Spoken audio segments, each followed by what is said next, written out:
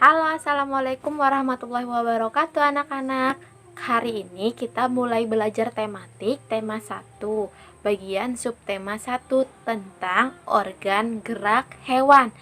Nah, sebelum kita mulai, ayo coba kita perhatikan beberapa hewan berikut ini. Ada burung, ada ikan, dan ada harimau. Sudah diperhatikan?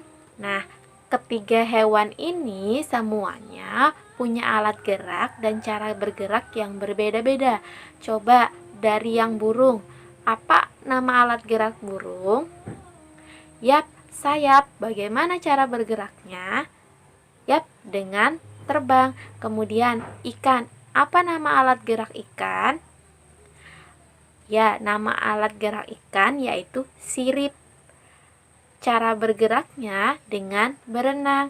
Terakhir, ada harimau. Apa nama alat gerak harimau? Ya, kaki. Cara bergeraknya dengan berjalan atau berlari. Itu tadi adalah contoh beberapa hewan dan alat geraknya serta cara bergeraknya. Nah, apa sih itu alat gerak? Manusia dan hewan itu sama-sama bisa bergerak atau berpindah tempat. Organ gerak manusia dan hewan itu dibagi menjadi dua, organ gerak pasif dan organ gerak aktif. Bedanya apa?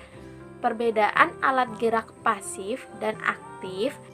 Contohnya, alat gerak aktif itu contohnya adalah otot.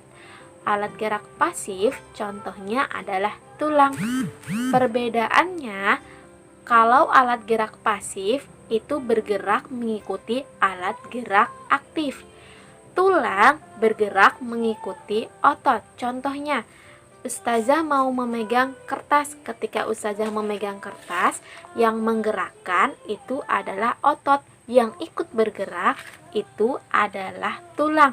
Maka otot disebut alat gerak aktif dan tulang disebut alat gerak pasif.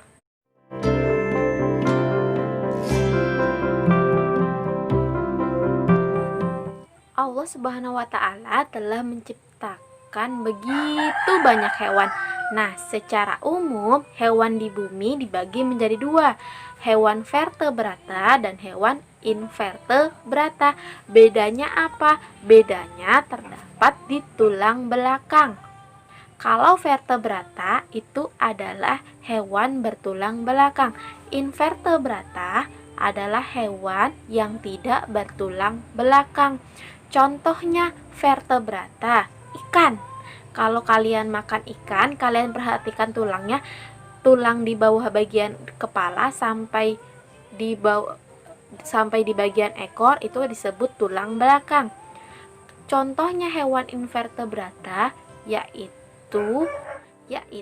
bekicot atau siput. Kalau kalian perhatikan siput atau bekicot tidak ada tulang belakangnya, maka dia disebut hewan invertebrata. Dua kelompok hewan ini sama-sama bisa bergerak.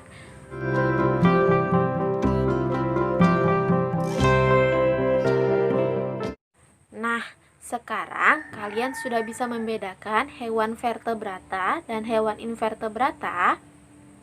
Kalau sudah, coba kalian latihan soal di halaman 21. Tentukan hewan-hewan itu termasuk hewan invertebrata atau hewan vertebrata. Terus lanjutkan di kegiatan selanjutnya. Kalian harus menentukan ada gambar hewan di situ. Kemudian kalian tentukan alat geraknya, terus fungsinya. Contoh, Ustazah pilih di sini ikan, misalnya ikan hiu. Alat geraknya sirip, fungsinya untuk berenang. Seperti itu.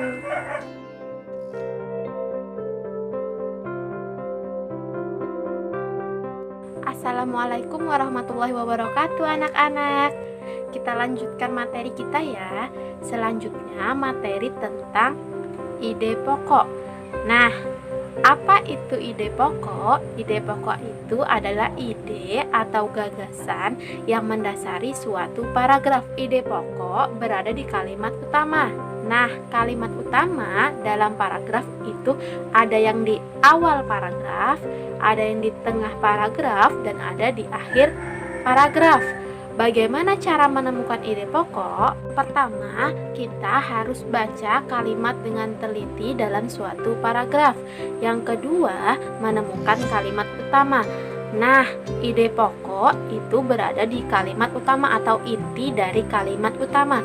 Coba sekarang kita mencoba menemukan ide pokok dari sebuah paragraf ya.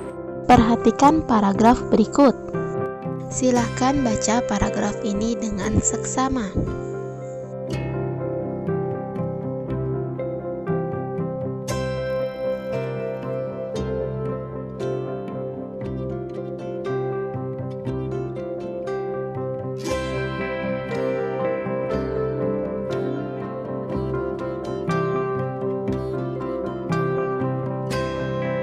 Nah, setelah membacanya, apakah kamu menemukan ide pokok paragraf ini?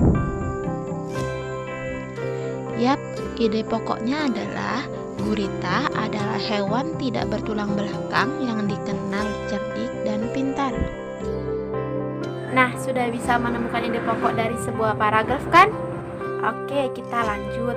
Tadi, ide pokok selalu berada di dalam kalimat utama. Dalam sebuah paragraf, kalimat dibagi menjadi dua, kalimat utama dan kalimat penjelas. Kalimat utama itu kalimat yang mengandung ide pokok atau yang menjadi dasar sebuah paragraf. Kalimat penjelas adalah kalimat pengembangan atau kalimat-kalimat yang menjelaskan dari kalimat utama. Contohnya, perhatikan dua paragraf berikut. Nah, sekarang coba tentukan kalimat utama dari paragraf 1. Yap, kalimat ini adalah kalimat utama paragraf 1. Maka, kalimat setelahnya adalah kalimat-kalimat penjelas atau kalimat pengembang.